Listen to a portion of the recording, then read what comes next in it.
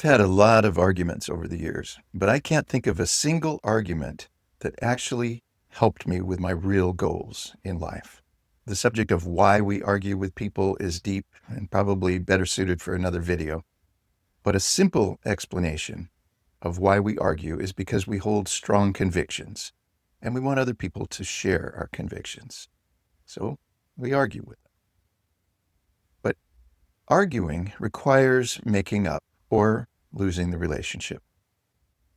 It might sound a little bit over the top or severe because, well, you should be able to argue with people and repair the relationship. But just like dropping a beautiful vase, it may not shatter, but there's a real effect of the impact. And it would always be better not to drop the vase than to have to put it back together again after it shatters.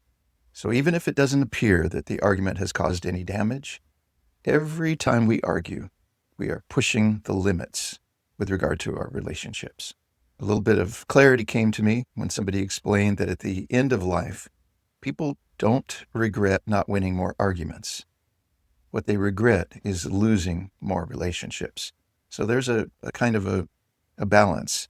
What's really important to us? Is it the relationship that we have, or is it the conviction we hold? It's true, there may be some convictions that are so important to us and so deeply held that we'll even sacrifice our friendships for them. But for most things, we're far better to preserve the relationship. And here's a key point. When we argue with people, we communicate to them that they don't matter as much as our convictions. So that's definitely food for thought, something that you and I need to think about. Well, if we've decided that we want to argue less, here are 3 factors that we might consider. And we're going to use the illustration of starting a fire. It might look like fires are easy to start. Out here in California, we've sure had a lot of wildfires. But the reality is that if you're trying to build a fire, you've got to have some fuel, good fuel. We're going to use dry wood as the example for this illustration.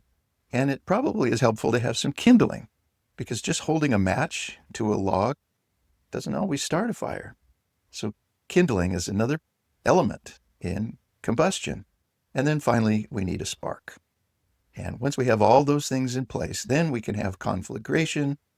And for the sake of our discussion today, conflagration is an argument, and it's one that we want to avoid. So here's a proposition. We can avoid the conflagration of argument by eliminating the fuel, the kindling, and the spark. So what does each of those represent?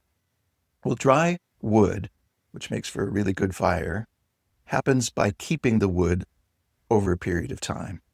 And for the sake of our illustration today, keeping the wood is like keeping resentment.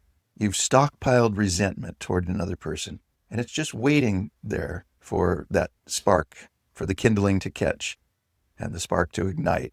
And the next thing you know, we've got a full-blown argument. Now, if you and I want to avoid the damage that arguing does to relationships, we need to not stockpile the wood.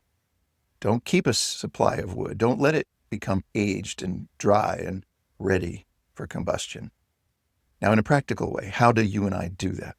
Well, we do it by eliminating resentment in real time.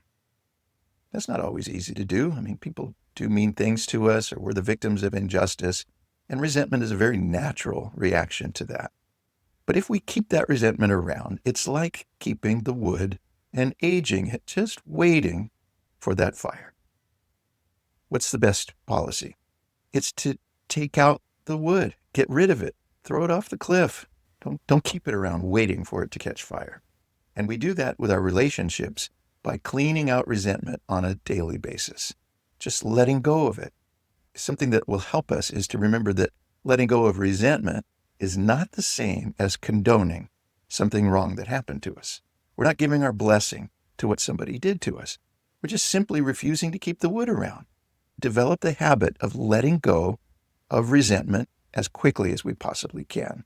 And that way, we don't have those logs that are becoming seasoned, just waiting for the spark. What's the kindling in this illustration? Because remember, if you're going to start a fire, it helps to have some wood shavings or some some other kindling that will catch fire easily.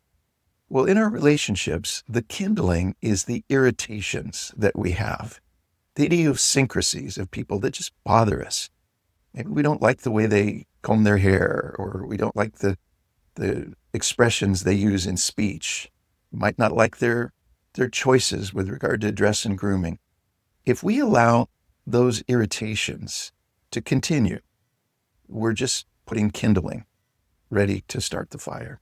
You see, it's so much easier to blow up when we're already irritated with somebody than if we are adoring them. So here's a policy. Learn to love people in spite of their irritating idiosyncrasies. In fact, if possible, learn to love their idiosyncrasies. That's not easy, but that's the way you avoid allowing it to become kindling. That's the way you protect yourself against having a full-blown argument. And then finally, what's the spark in this illustration? You see, it doesn't matter if you have a stack of wood and you have kindling and there's never a spark, you never have a fire. So what might be the spark in this? What might cause the argument? Well, it's a lack of self-control. You see, in the moment, you and I may fly off the handle. We're already mad about something else and we lose control, and that burst of anger is like the spark that ignites the kindling. And then the kindling ignites the wood. Now we've got a relationship-damaging argument. So how can we do that? How can we eliminate the possibility of a spark? Well, this is where personal development, personal growth comes in. You see, self-control is one of the qualities that you and I do well to acquire and to develop and to get really good at. It's dominating ourselves rather than allowing ourselves to dominate us. And we'll talk more about that on this channel, about how we can develop qualities like patience and kindness and self-control. But in the meantime, just remember this. Arguments should be few and far between. We should always ask ourselves the question, what matters to me the most? Is it the person or is it the issue? And if it is really the issue, then go ahead and compromise the relationship. But remember that relationships are the precious thing on this planet, not convictions. And that's not to diminish the importance of having strong convictions. But then remember to love people as they are, not to allow irritations to build up like kindling.